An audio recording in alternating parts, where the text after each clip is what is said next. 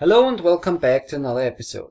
In this video I'm gonna review the Redant GameX Color handheld, and let's go!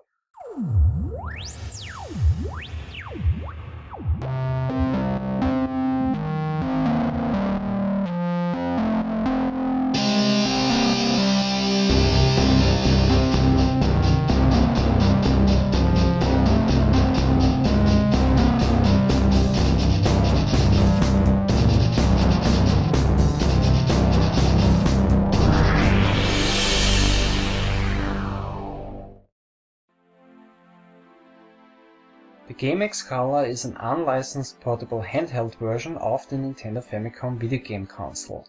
It was manufactured in Taiwan in the year 1989 by a company called Redant, which is a division of the company Legend Technologies. It was released in Japan, Taiwan and China for a retail price of 16,800 yen, which is around $150. Two versions were released of the GameX Color. The first model was called the FC812 and the second model, which is this one right here, is called the FC868. I'm gonna tell you later on in this review the differences between both versions. Now, it's not really known how well the GameX Color was sold, and it's also not really known how many handhelds were actually made. But in 1995, Redant decided to re-release the GameX Color and sell it worldwide, this time through mail order.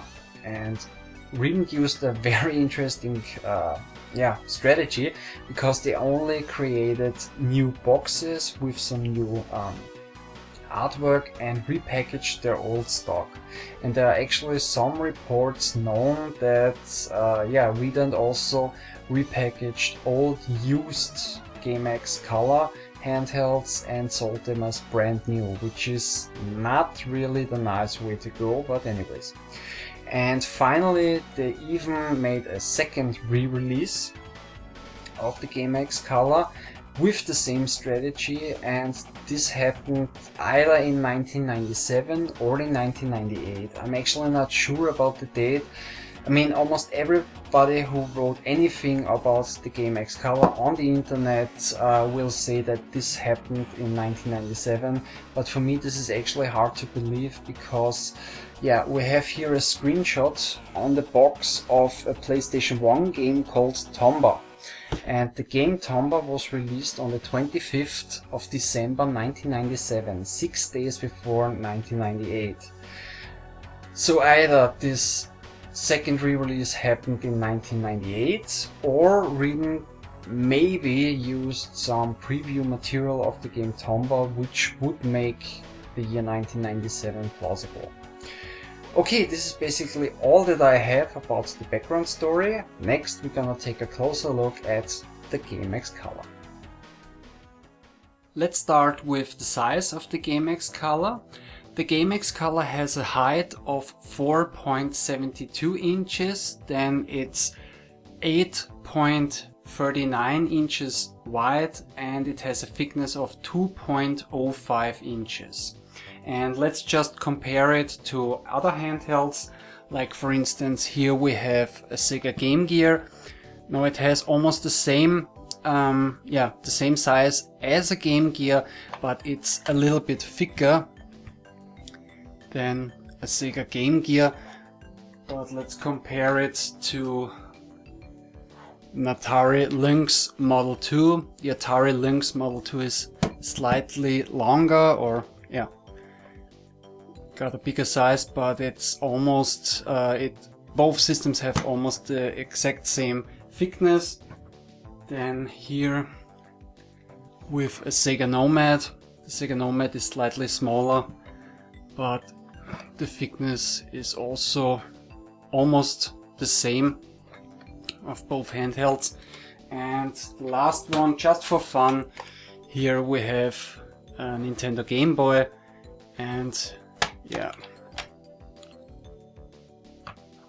the Game Boy is a lot smaller than the Redant GameX Color. The screen of the model FC868 is a 4-inch backlit passive matrix LCD screen with a resolution of 160 by 192. Here on the left side we have the D-pad, which is actually pretty good. Down here we have a speaker which is pretty loud. Then here on the right side, here we have the select button and the start button. Down here we have the A and the B button, and above them are turbo switches or turbo buttons, again for button B and button A. And down here we have a reset button and a button to turn the LCD screen on and off. Then down here on the left side we have the brightness knob. On the right side we have the volume knob, and here we have a headphone jack. Then on the top here on the left side we have the on and off switch, the port for an AC adapter. Here is the 60-pin connector for the cartridges. Then here we have the AV out. This is the same port as the Sega Mega Drive / Sega Genesis Model 2 uses, so you can use the same cable as with the Sega Mega Drive Model 2 or the Sega Genesis Model 2. Then here on the right side, here we have the AV in. This is also a 3.5 millimeter port, and yeah, in the end with this one you can use the GameX color as a portable monitor if you want. Then down here we have a controller port for player 2, and on the left side we also have a controller port for player 1, and both those controller ports are 9-pin ports. Those are the same controller ports like for instance the Sega Master System has, the Sega Mega Drive / Sega Genesis has, the Commodore Amiga, Commodore 64, Atari 2600, and so on and so on. But in the end you can't use any of those controllers. The only 9-pin controller that will work on a GameX color are clone controllers. So from other Famicom clone systems, or there are also some PlayStation clone systems or whatever that have a 9-pin port, and those are the only ones that will work. There are also, I've seen in the internet, there are also some light guns with 9-pin ports from clone systems that will also work with the GameX color. And in the end you can't use also let's say Famicom controllers, because the original Famicom controllers were hardwired to the Famicom video game console, so there weren't any real Famicom controller. There were some other controllers, but they also had a different controller port, because the Famicom had an additional controller port which was completely different than the 9-pin port that we have now here on this GameX color. But if you connect the GameX color to your TV, you can either play the games on the screen with the GameX, or if you have one or maybe two of those clone controllers, then you can connect them. Of course, player 1 is here on the left side and player 2 is here on the right side. Then the reason why you have down here this LCD switch to turn the LCD screen on and off is basically to save battery run time.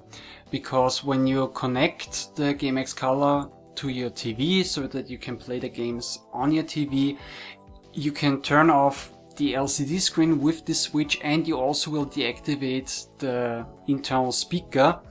So in the end you will save a lot of battery run time.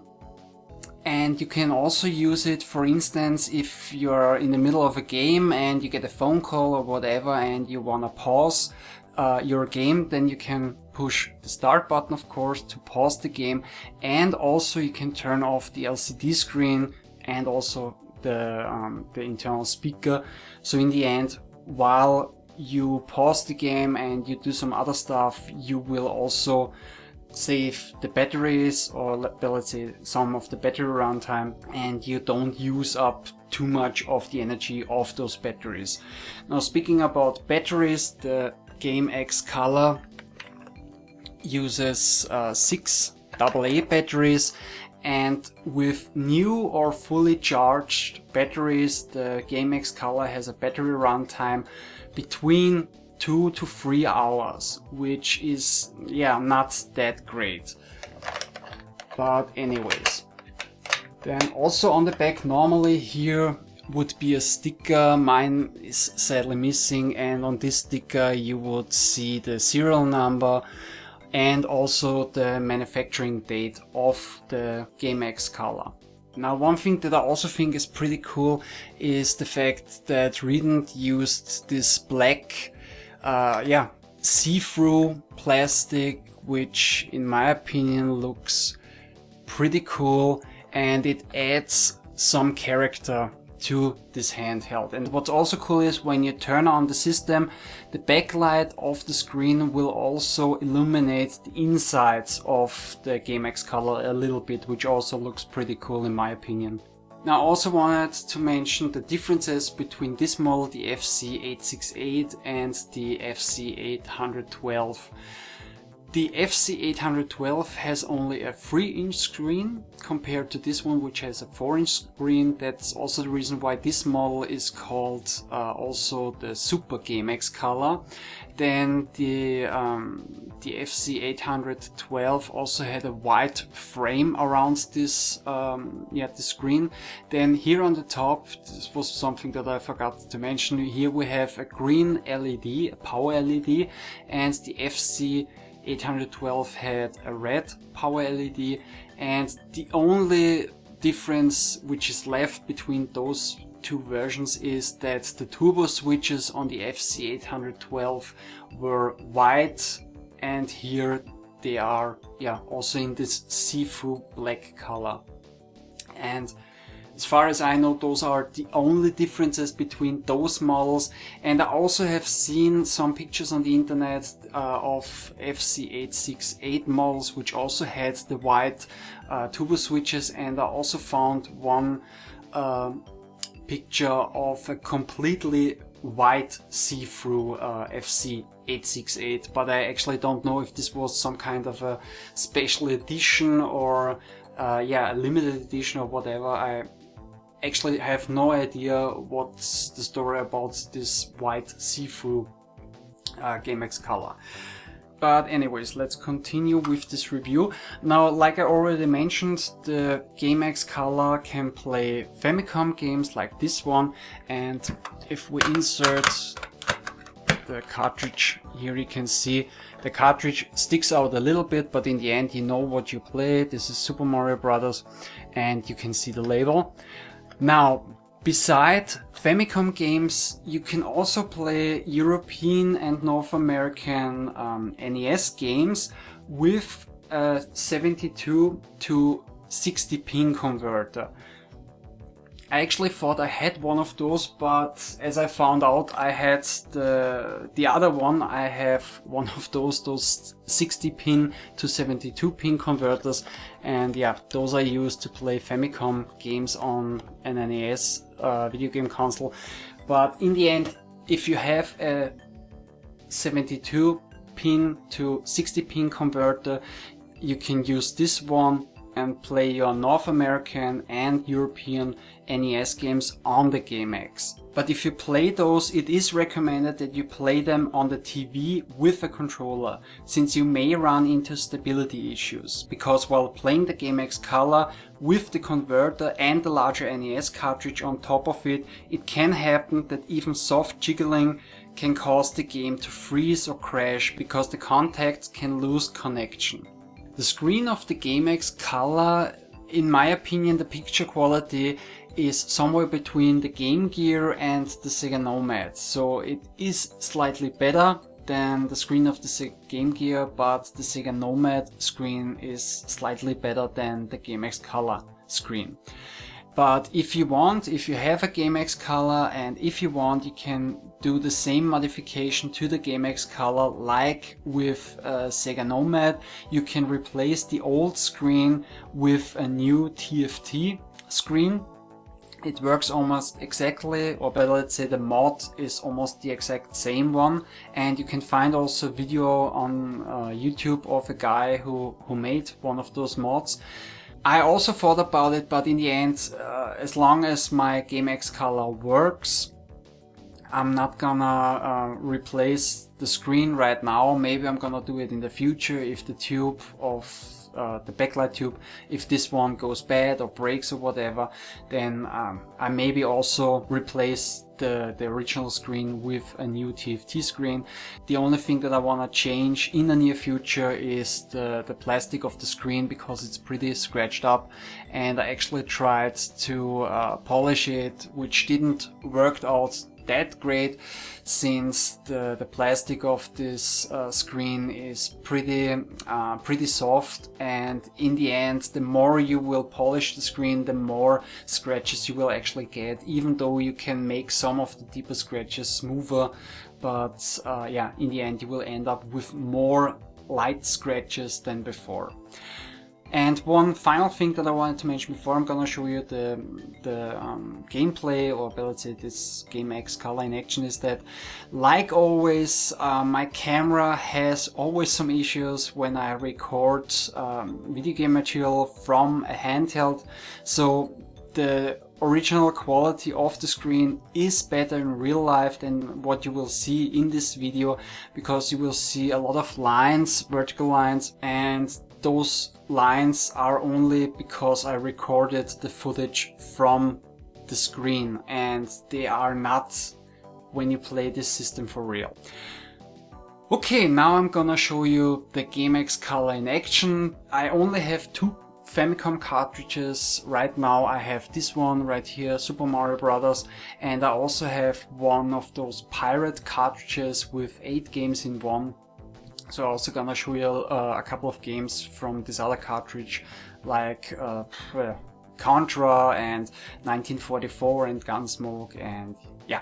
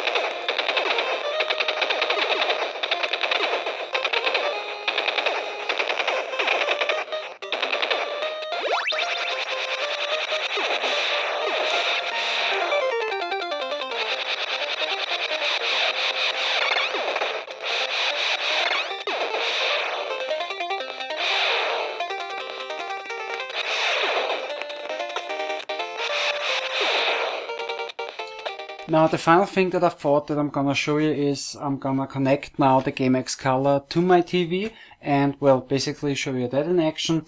And one thing that I forgot to mention is that if you have a Famicom disk system, you can also connect it to a GameX Color so that you can basically play all your Famicom disk games with the disk system on a GameX Color.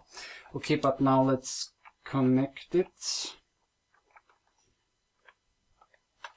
And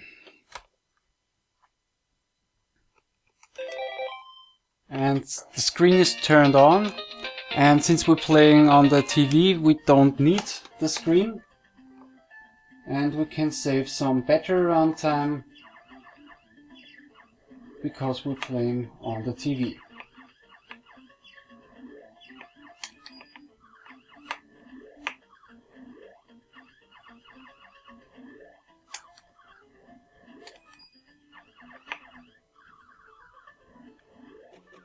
Now that we have seen the GameX Color in action, would I recommend it, and yeah, what's my final verdict? Well, honestly, as a collector, I'm really not interested in clone video game systems or handhelds, and I'm also not a huge fan on, homebrew video games. But the GameX Color actually fascinated me for a very long time, and now that I have one of these, I must say I definitely don't regret buying one of these. I mean, yes, it's an unlicensed product, the battery runtime of this handheld is a disaster. For a handheld it is pretty big, and the picture quality of the LCD screen is also not breathtaking. But for a handheld that was manufactured in the year 1989, or at least the first ones were made in this year, I actually have to say that the build quality is pretty good. And I think if Nintendo would have made a portable version of a Famicom video game console back in the days, the end product would have been something similar like the GameX Color. So in my opinion, I would really recommend the GameX Color, but only to collectors. For gamers, I would recommend one of those other Famicom clone handheld systems, like for instance the Game Theory Admiral or the Pocket Fami. And the main reasons why I would recommend those over the GameX Color is that, number one, they are easier to find. They have a better battery runtime, they use less batteries, then they have TFT LCD screens with better picture quality. And in the end they are cheaper than a GameX Color. And for everyone who is now interested in buying a GameX Color, you can expect prices between $100 to $250 US, depending of course on the condition, if it's complete in box, and so on and so on. And the last thing, I can't really tell you how rare the GameX Color handhelds actually are. I only know that today it gets harder and harder to find one of these, and the second model, the FC868, is more common than the first model, the FC812. Okay, this was my review of the GameX Color from Redant. I hope you enjoyed the show. Maybe see you next time. Take care. Bye!